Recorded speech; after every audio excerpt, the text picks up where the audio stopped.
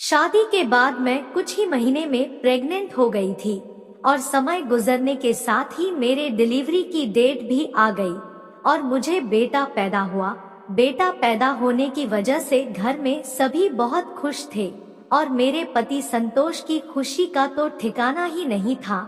बच्चा होने के बाद जब मैं ससुराल आई तो ससुराल में मेरा बहुत धूमधाम से स्वागत किया गया।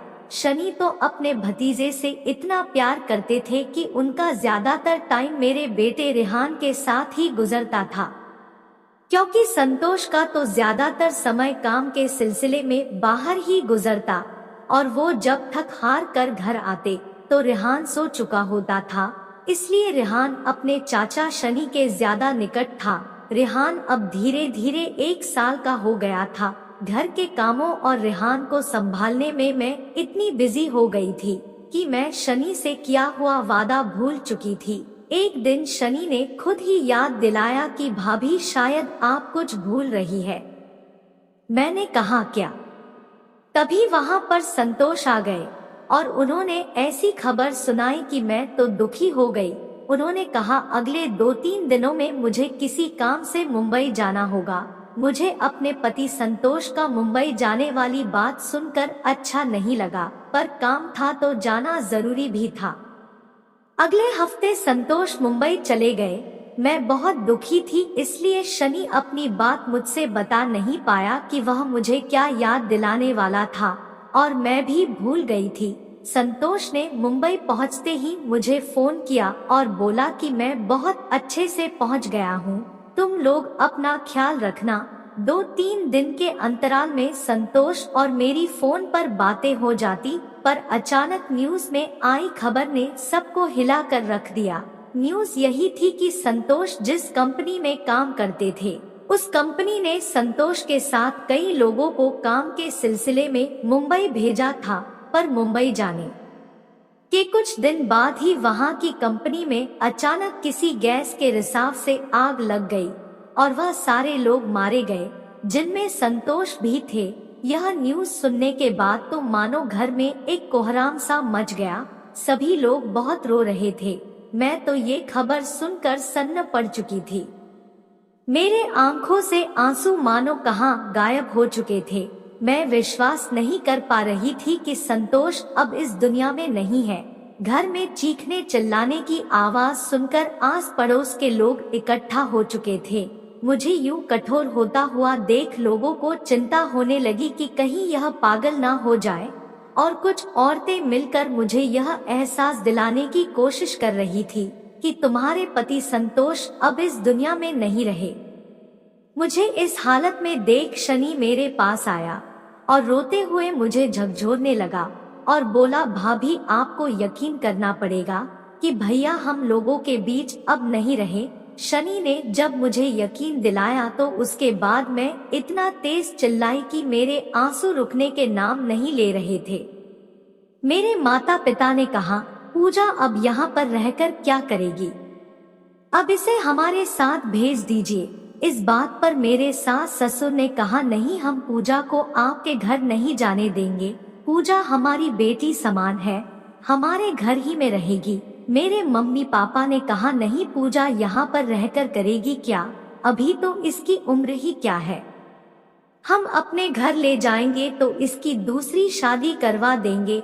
दूसरी शादी का नाम सुनते ही मेरे सास ससुर ने गुस्से में कहा कि आप तो अपनी बेटी की दूसरी शादी करवा देंगे, पर मेरे पोते का क्या होगा, क्या वह दूसरों के घर जाएगा। उन लोगों की यह सारी बातें मैं एक कोने में खड़ी होकर सुन रही थी और मन में सोच रही थी कि किसी ने मुझसे एक बार भी जानने की कोशिश नहीं की कि मैं क्या चाहती हूँ, मैं दूसरी शादी करना चाहती हूँ कि नहीं। मैं दूसरी शादी के सख्त खिलाफ थी, क्योंकि संतोष के अलावा किसी और को अपने पति के रूप में स्वीकार ही नहीं सकती थी।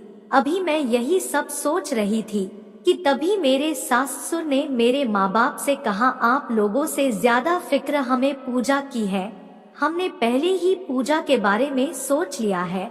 इस बात पर मेरे मम्मी पापा ने पूछा, क्या?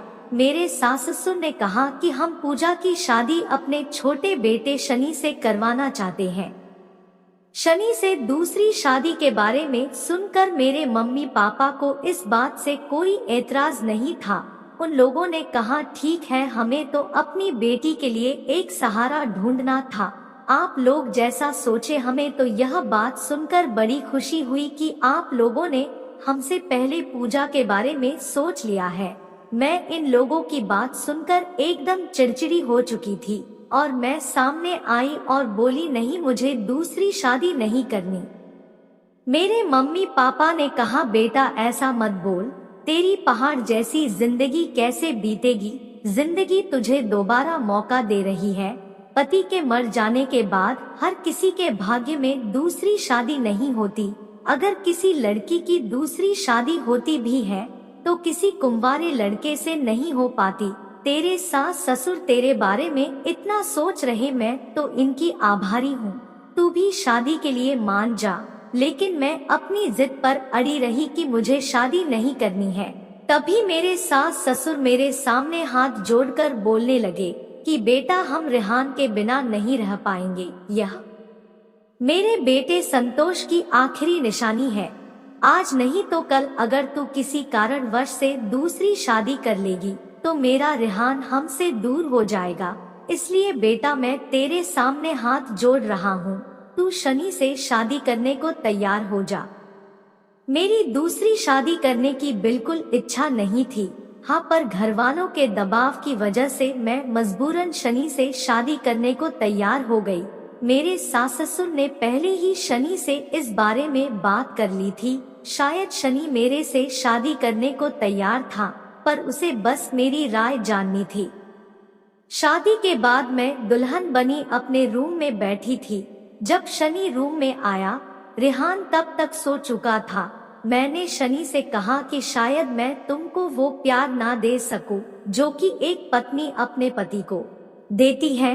तब शनि ने कहा कि कोई बात नहीं, और उस दिन दोनों अलग अलग सो गए।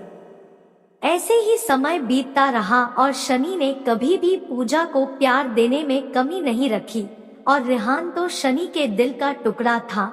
एक रात पूजा ने सोचा कि मैं शनि के साथ गलत कर रही हूँ और मुझे ऐसा नहीं करना चाहिए और उसे वो सब देना चाहिए जो एक पति का होता है।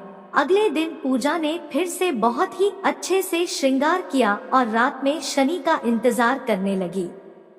जब शनि आया तो उसने पूजा को इस हालत में देखा तो उसे थोड़ा अजीब लगा, लेकिन उस दिन पूजा ने शनि का हाथ पकड़ा और बोली कि मुझे माफ कर दो, मैं आपको वो सब ना दे पाई जिस पर आपका हक था, लेकिन आज मैं आपको वो सब देना चाहती हूँ। आज मैं पूरी तरह से आपकी हूँ। फिर उस दिन शनि ने पूजा के साथ सुहाग वाली रात मनाई। पूजा ने शनि का वो देखा तो थोड़ा डर गई कि आपका तो काफी बड़ा है, और इस प्रकार शनि ने अपनी और पूजा की बरसों पुरानी भूख को मिटाया। फिर दोनों खुशी खुशी अपना जीवन जीने लगे। दोस्तों, हमारी कहानी कैसी लगी जरूर बताएं और हमारे चैनल को सब्सक्राइब करें। धन्यवाद।